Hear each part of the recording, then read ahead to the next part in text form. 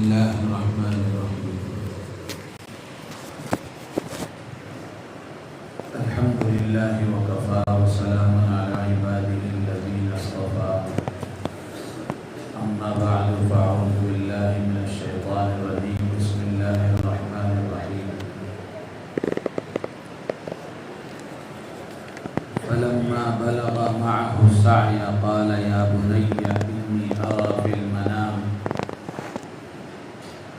أني أذبحك فانظر ماذا ترى. قال يا أبت افعل ما تؤمر ستجدني إن شاء الله من الصابرين. صدق الله العظيم. محترم بزرگ عزیز دوستوں،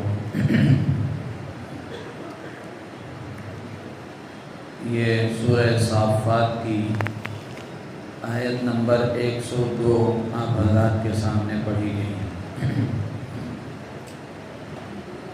اس سے پہلے کل کی تراویح میں سورہ یاسین کی تلاوت کی گئی تھی۔ کل میں نے عرض کیا تھا کہ سورہ یاسین کے سلسلے میں کچھ باتیں آج عرض کی جائیں گی انشاءاللہ۔ سورہ یاسین بھی قرآن پاک کی ایک عظیم الشان سورت ہے۔ اللہ کے نبی علیہ السلام نے احادیث میں اس کے بڑے فضائل اور فوائد بیان فرمائے ہیں۔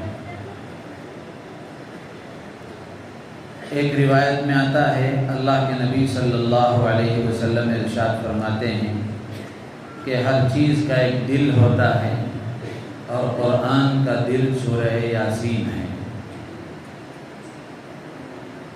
اسی طرح ایک اور روایت میں آتا ہے، اللہ کے نبی صلی اللہ علیہ وسلم ارشاد فرماتے ہیں کہ میری خواہش اور تمنا ہے کہ سورہ یاسین میرے ہر امتی کے دل میں ہو۔ آج ہم نہ جانے کن کن کی تمناؤں کو اور کن کن کی خواہشوں کو پورا کرتے ہیں۔ بیوی کوئی تمنا کرتی ہے تو ہم فوراً اس کی تعمیل کرتے ہیں۔ بچوں کی کوئی خواہش ہوتی ہے اس کو پورا کرتے ہیں۔ دوستوں کی کوئی خواہش اور تمنا ہوتی ہے اس کو پورا کرتے ہیں۔ اللہ کے نبی علیہ السلام کی تمنا یہ ہے، اللہ کے نبی علیہ السلام یہ چاہتے ہیں کہ سورہ یاسین میرے ہر امتی کے دل میں ہو۔ پہلی بات تو یہ ہے کہ بہت سارے مسلمان ایسے ہوں گے جن کو اللہ کے نبی علیہ السلام کی اس چاہت کا علم ہی نہیں ہے، یعنی وہ یہ نہیں جانتے کہ اللہ کے نبی نے سورہ یاسین کے بارے میں یہ فرمایا اور اپنی چاہت کا اظہار فرمایا کہ سورہ یاسین میرے ہر امتی کے دل میں ہو۔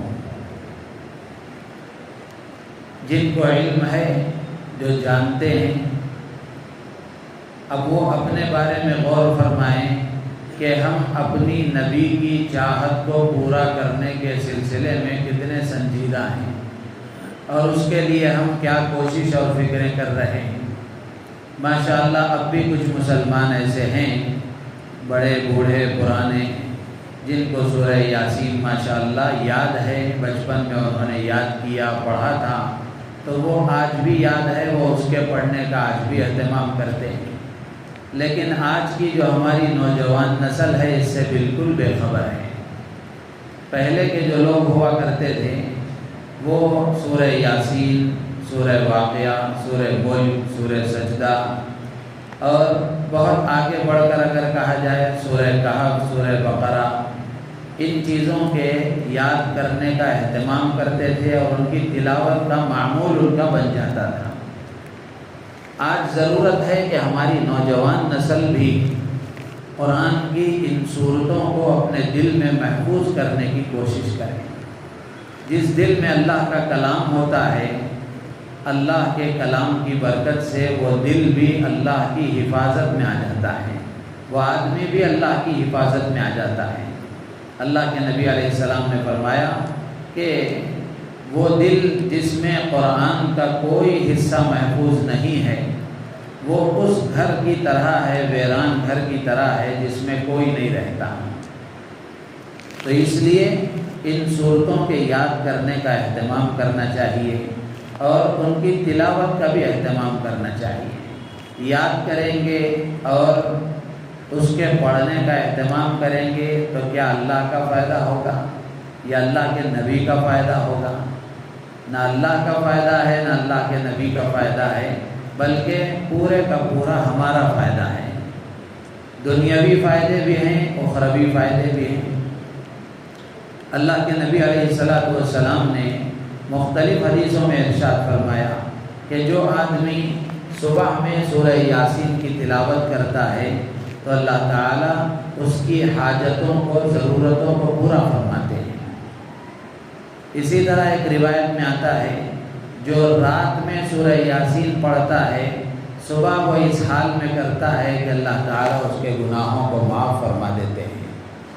ایک اور روایت میں آتا ہے کہ اللہ کے نبی علیہ السلام نے فرمایا کہ اس کو اپنے مردوں پر پڑھا کرو، یعنی قریب مرنے کے قریب جو آدمی ہے، نزع کی حالت میں، سکرات کی حالت میں جو آدمی ہوتا ہے، اس کے سامنے بھی سورہ یاسین پڑھا کرو، روح کے نکلنے میں آسانی ہوتی ہے۔ نزع کی تکلیف میں اللہ تعالیٰ آسانی پیدا فرما دیتے ہیں۔ اسی طرح ایک اور روایت میں آتا ہے اللہ کے نبی علیہ السلام نے فرمایا کہ جو ہر رات میں سورہ یاسین کے پڑھنے کا معمول بنا لیتا ہے وہ شہید کی موت مرے گا۔ اسی طرح اور بھی بہت سارے فضائل ہیں جن میں اللہ کے نبی علیہ السلام نے فرمایا کہ سورہ یاسین کے پڑھنے پر اللہ تعالیٰ گناہوں کو معاف فرماتے ہیں، پریشانیوں کو دور فرماتے ہیں اور حاجتوں اور ضرورتوں کو پورا فرماتے ہیں۔ ایک روایت میں آتا ہے کہ جو آدمی صبح میں سورہ یاسین پڑھتا ہے شام تک وہ خوشیوں میں رہے گا، جو شام میں پڑھتا ہے وہ صبح تک خوشیوں میں رہے گا۔ ایک اور روایت میں اللہ کے نبی فرماتے ہیں کہ جو آدمی سورہ یاسین کے پڑھنے کا اہتمام کرتا ہے اللہ تعالیٰ اس کے لیے آسانیاں پیدا فرماتے ہیں۔ مشہور امام حضرت امام احمد بن حنبل رحمۃ اللہ علیہ امت کے جلیل القدر اماموں میں ہیں، وہ فرماتے ہیں کہ میں نے بارہا اپنی مشکلات میں سورہ یاسین کے پڑھنے کا اہتمام کیا تو اللہ تبارک و تعالیٰ نے مشکلات میں میرے لیے آسانیوں کے راستے پیدا فرما دیے۔ سفیان ثوری رحمۃ اللہ علیہ بہت بڑے تابعی ہیں، فرماتے ہیں کہ جو آدمی روزانہ فجر کے بعد سورہ یاسین کے پڑھنے کا اہتمام کرتا ہے وہ دن بھر بلاؤں مصیبتوں سے محفوظ رہتا ہے۔ حضرت حسن بصری رحمۃ اللہ علیہ فرماتے ہیں کہ اگر آدمی کسی مصیبت میں، پریشانی میں گرفتار ہو، کسی تکلیف میں ہو اور وہ اخلاص کے ساتھ سورہ یاسین کے پڑھنے کا اہتمام کرتا ہے اللہ تعالیٰ اس کی تکلیف کو دور فرما دیتے ہیں، اس کی مصیبت کو دور فرما دیتے ہیں۔ اور اکابرین کے مجربات میں، تابعین کے تجربوں میں یہ بات لکھی ہوئی ہے جس کو تجارب الصالحین، نیک لوگوں کے تجربے، اللہ کے پاکیزہ مقرب بندوں کے مجربات میں ہے کہ سورہ یاسین کے فوائد میں سے ہے کہ جو آدمی سورہ یاسین کے پڑھنے کا معمول بنا لیتا ہے اللہ تعالیٰ دشمنوں سے اس کی حفاظت فرماتے ہیں، بیماریوں سے شفا عطا فرماتے ہیں، رزق میں برکت عطا فرماتے ہیں اور اس کے کاموں میں آسانیاں پیدا فرماتے ہیں۔ اور اسی طریقے سے لکھا ہے کہ نیک مقصد کے حاصل کرنے کے لیے، کسی جائز کام کی تکمیل کے لیے 7 دن تک اگر کوئی آدمی 41 مرتبہ، 40 پر 1 مرتبہ سورہ یاسین کے پڑھنے کا اہتمام کرتا ہے تو اللہ تعالیٰ اس کے کام کو آسانی کے ساتھ مکمل فرما دیتے ہیں۔ اسی لیے حضرت عبداللہ ابن مسعود رضی اللہ تعالیٰ عنہ فرمایا کرتے تھے کہ جو آدمی اپنی زندگی میں آسانی چاہتا ہے، سہولت چاہتا ہے، عافیت چاہتا ہے تو اس کو چاہیے کہ وہ سورہ یاسین کو اپنا معمول بنا لے، صبح میں، شام میں، ہر وقت پڑھنے کا معمول بنا لے۔ حضرت علی رضی اللہ تعالیٰ عنہ سے منقول ہے، حضرت علی فرماتے ہیں کہ جو آدمی قبرستان میں جا کر سورہ یاسین کے پڑھنے کا اہتمام کرتا ہے اور سورہ یاسین پڑھتا ہے تو اللہ تعالیٰ اس قبرستان میں مدفون تمام ایمان والوں کے عذاب میں تخفیف فرما دیتے ہیں، کمی فرما دیتے ہیں۔ تو اس لیے اتنی عظیم الشان صورت ہے اور اللہ کے نبی کی تمنا ہے۔ تو جو امتی یہ چاہتا ہے کہ اللہ کے نبی کی تمنا کو پورا کرے تو اس کو چاہیے کہ وہ سورہ یاسین کے پڑھنے کا اہتمام کرے، اس کو یاد کرے۔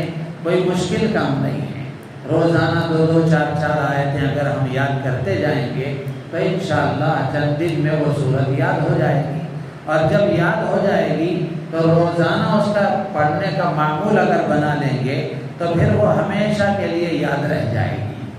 تو اس لیے ہم اس نیت کے ساتھ کہ ہمارے نبی کی تمنا ہے، ہمارے نبی کی چاہت ہے، ہمارے نبی یہ چاہتے ہیں کہ میرے دل میں سورہ یاسین ہو، تو میں اپنے نبی کی تمنا کو پورا کرنے کے لیے سورہ یاسین کو یاد کروں گا۔ اسی مجلس میں اس کا ہم ارادہ کریں، نیت کریں، انشاءاللہ اس کے لیے آج ہی سے محنت شروع کریں۔ ایک وقت آئے گا وہ یاد بھی ہو جائے گا، پھر اس کے پڑھنے کا اہتمام بھی کرتے رہیں گے تو اس کے جو فائدے بیان کیے گئے اپنے سر کی آنکھوں سے اپنی زندگی میں خود دیکھیں گے۔ اللہ ہمیں عمل کی توفیق عطا فرمائے۔ یہ سورہ صافات کی جو آیت پڑھی گئی، اس میں اللہ تعالیٰ نے حضرت ابراہیم اور حضرت اسماعیل علیہم السلام کا واقعہ نقل فرمایا ہے۔ قربانی کے موقع پر حضرت اسماعیل اور حضرت ابراہیم علیہم السلام کے واقعے کو تفصیل سے بیان کیا جاتا ہے، آپ حضرات اچھی طرح جانتے ہیں۔ مجھے اس میں صرف ایک بات عرض کرنی ہے، وہ ایک بات یہ کہ اللہ تبارک و تعالیٰ نے جب حضرت اسماعیل اپنے والد کے دست و بازو بننے کے قابل ہو گئے، ان کی عمر 13 سال کی ہو گئی، تو اللہ کی طرف سے یہ پیغام آیا خواب کے ذریعے سے کہ اپنے بیٹے کو ذبح کرو۔ خواب کے ذریعے سے اللہ نے پیغام دیا، حکم دیا۔ نبیوں کا خواب بھی وہی ہوتا ہے۔ تو حضرت ابراہیم علیہ السلام نے اپنے بیٹے سے پوچھا کہ بیٹے، میں خواب میں دیکھ رہا ہوں کہ تمہیں ذبح کر رہا ہوں، تمہارا کیا خیال ہے؟ وہ بھی تو نبی کے پروردہ پر تربیت یافتہ تھے، وہ بھی جانتے تھے کہ نبی کا جو خواب ہے وہ وہی ہوتا ہے۔ تو حضرت اسماعیل نے کہا کہ ابا جان، آپ کو جو حکم دیا جا رہا ہے وہ آپ پورا کیجیے، وہ آپ پورا کیجیے۔ اس آیت کے ایک ایک لفظ کے تحت علماء نے بہت سارے اسباق اور نقطے لکھے ہیں، لیکن اس وقت میں ایک بات صرف عرض کرنی ہے کہ حضرت ابراہیم نے جب اپنے خواب کا اظہار فرمایا تو حضرت اسماعیل نے فرمایا ابا جان، جو حکم آپ کو دیا جا رہا ہے، اللہ کی طرف سے جو حکم دیا جا رہا ہے، آپ اس حکم کو پورا کیجیے۔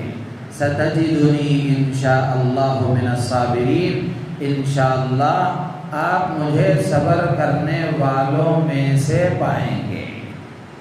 یہ جملہ ہے۔ حضرت ابراہیم علیہ السلام نے جب اپنے خواب کا ذکر کیا تو حضرت اسماعیل علیہ السلام نے فرمایا کہ ابا جان، اللہ کے حکم کی تعمیل کیجیے، اور گلے پر چھری چلے گی تو تکلیف تو ہوگی ہی، تو جو تکلیف ہوگی انشاءاللہ میں صبر اس پر کر لوں گا اور آپ مجھے صبر کرنے والوں میں سے پائیں گے۔ یہ جو بولنے کا انداز ہے، انداز تعبیر ہے، اس پر آپ غور کریں کہ حضرت اسماعیل یہ کہتے ہیں کہ ابا جان، آپ مجھے انشاءاللہ صبر کرنے والوں میں سے پائیں گے۔ حضرت اسماعیل نے یہ نہیں کہا کہ ابا جان، جو حکم آپ کو دیا جا رہا ہے وہ آپ پورا کیجئے، میں صبر کر لوں گا، ایسا نہیں فرمایا، بلکہ حضرت اسماعیل نے کیا کہا کہ انشاءاللہ آپ مجھے صبر کرنے والوں میں سے پائیں گے۔ نبیوں کا یہ طریقہ ہے کہ نبی اپنے عمل کو اللہ کی مشیت کے ساتھ جوڑتے ہیں کہ آگے کا کوئی کام کرنا ہے تو اس کے ساتھ انشاءاللہ اللہ کی مشیت کو جوڑنا چاہیے کہ انشاءاللہ یہ کام میں کر دوں گا، انشاءاللہ یہ کام ہو جائے گا، تو اللہ کی مشیت کو اس کے ساتھ جوڑنا چاہیے۔ اور حضرت اسماعیل نے یہ نہیں کہا کہ میں صبر کر لوں گا، بلکہ یہ کہا کہ آپ مجھے صبر کرنے والوں میں سے پائیں گے۔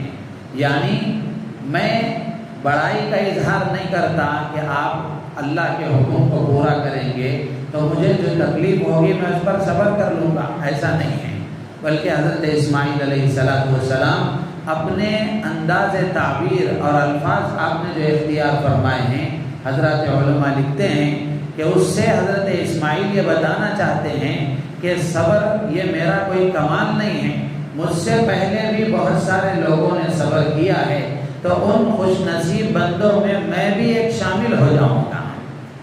آپ مجھے بھی ایک صبر کرنے والوں میں سے پائیں گے، اس میں میرا کوئی کمال نہیں ہے۔